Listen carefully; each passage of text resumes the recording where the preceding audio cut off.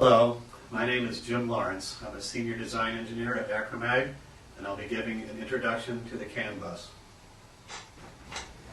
CAN is an acronym that stands for Controller Area Network. It is a form of multiplexed wiring designed by Bosch Corporation that allows the linking of a number of control systems together, normally in a vehicle, so they can share information. CAN has been used in automobiles for over 20 years. The first CAN controller chips were produced by Intel and Philips, and they came on the market in 1987. CAN is a very reliable data transmission that satisfies the real-time requirements of many applications.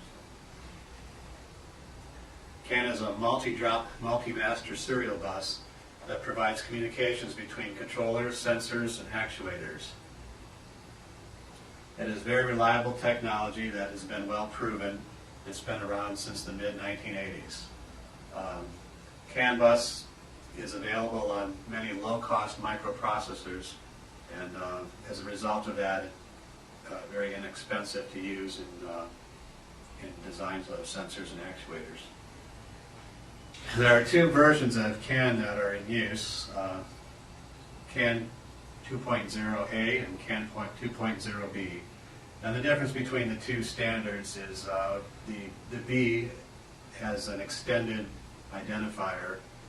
They use 29-bit identifier instead of 11, so it allows for more types of messages to be identified. There are two international standards.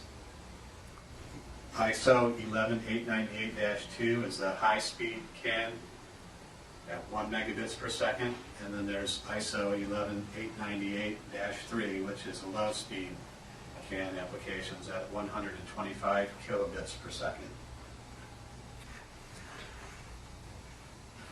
Now, CAN is well known in the automotive application area, but it is also seen extensive use in other areas as well, such as military vehicles, industrial machinery, medical systems, agricultural machinery, marine control and navigation, and elevator control systems are some examples of other CAN application areas. This slide shows a model of a networked layered representation of CAN, or any network application.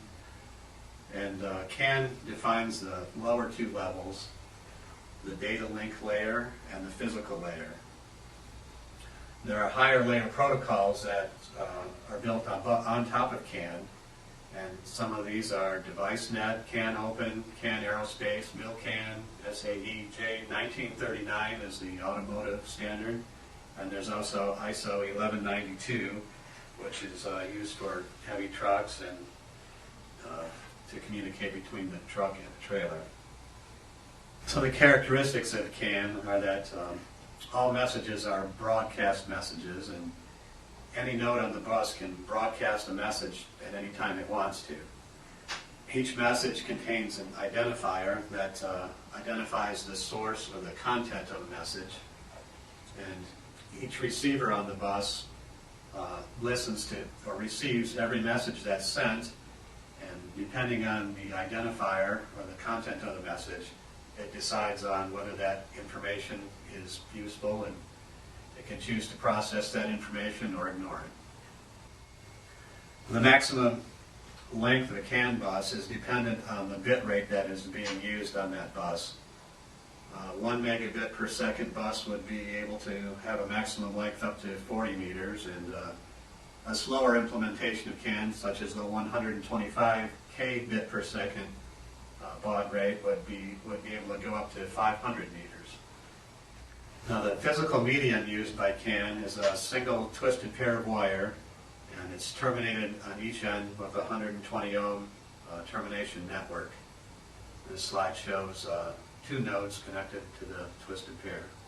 This slide shows a display of what you would see on an oscilloscope if you were looking at the CAN high and CAN low signals on the CAN bus. The two logic states of the bus commonly known as like logic high or low or 1 or 0, are termed dominant and recessive by the CAN bus specification. The dominant is a logic low, and when the bus is in the dominant state, both CAN high and CAN low are driven. CAN high is driven to 3.5 volts, and CAN low is pulled down to 1.5. And when we're in the recessive state, neither one of the CAN high or CAN low is driven, and the bus floats to its midpoint level of about 2.5 volts. Now this, by using these two, the dominant and recessive state, if two nodes were transmitting simultaneously, and one node attempted to put the recessive state out on the bus while the other one put the dominant state out, of course the dominant state would be visible to all nodes and the recessive state would be overwritten by the dominant. And that is the mechanism that is used in the CAN bus to arbitrate between two transmitters trying to access the bus at the same time. The transmitter that's transmitting the dominant state would win the arbitration, and the transmitter that was attempting to transmit the recessive state would be the loser of the arbitration, and it would have to back off its transmitting and wait for another available time to transmit. Each CAN node has its own local oscillator. There's no timing information, well, there's no clock information embedded in the CAN signal. So at the beginning of each bit time that has a recessive to dominant transition, all receivers on the CAN bus must synchronize to the transmitter when this edge occurs. Now each of the local oscillators is running at some multiple of the bit rate, and it has they have counters internal to them that will determine the optimum time to sample the CAN bus signal level during the bit period. And that is adjusted by, or I should say tuned by the system engineer to optimize the timing of the CAN receivers. The CAN specification they do not specify a maximum number of nodes that are allowed on a CAN bus. The networks are really limited by the electrical loading of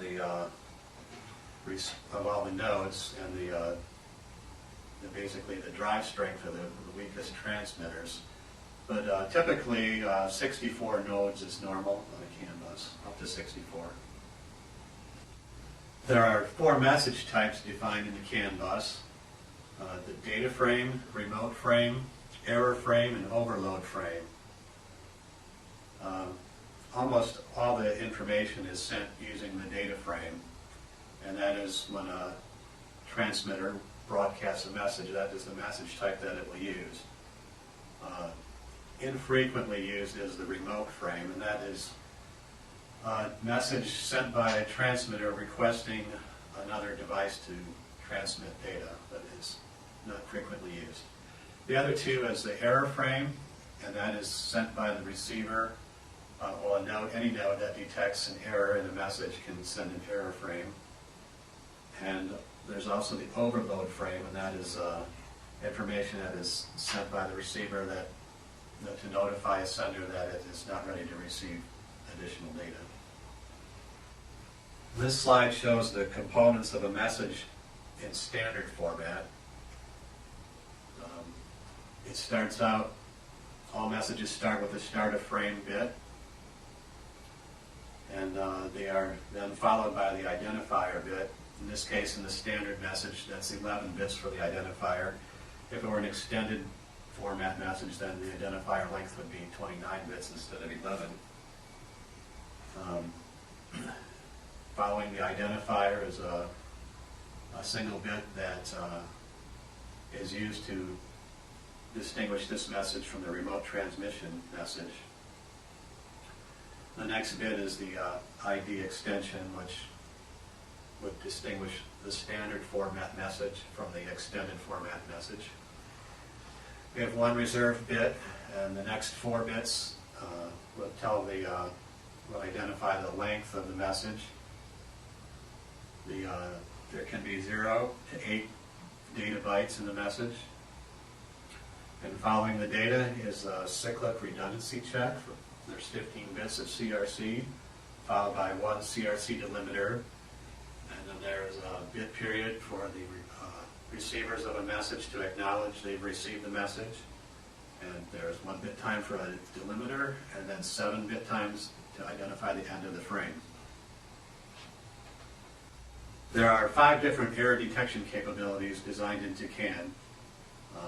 The first 2 are error detection that is done by the transmitter of a message, and the last 3 are errors that are detected by the receiver of a message. Now the first, the bit error,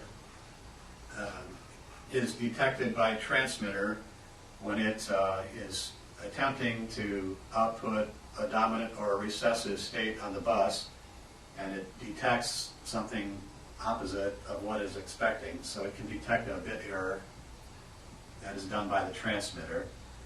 And the transmitter also will expect and acknowledge from each receiver, or from at least one receiver, each time it sends a message. And if it does not detect and acknowledge for a transmission that it sends, then that would be an acknowledge error. That means that either none of the transceivers received the message, or none of them received it without error. Okay, the last 3 errors are detected by a receiver on the CAN bus. The first error is a form error, and that would be a receiver that detects that a delimiter is not in its correct position. Would be an example of a form error. The transmitter of a message will calculate a checksum for the whole message and transmit that checksum at the end of the data section of the message. A receiver will also calculate a checksum as it receives the data, and it will compare its calculated checksum with the checksum that's sent by the transmitter. And if they are not the same, then they will detect that error has occurred in the transmission. There's also a stuff error that can be detected by a receiver. In the CAN bus specification, no more than 5 consecutive bits of the same value can be sent. And if a receiver detects a 6-bit, that's the same logical value, then that would be a stuff error. Since the receivers have to resynchronize occasionally, they can't tolerate a longer period than 5-bit times going between synchronizations. Thank you for viewing this video. I hope you found it helpful and informative. If you would like more information on Acromag, please go to our website at www.acromag.com.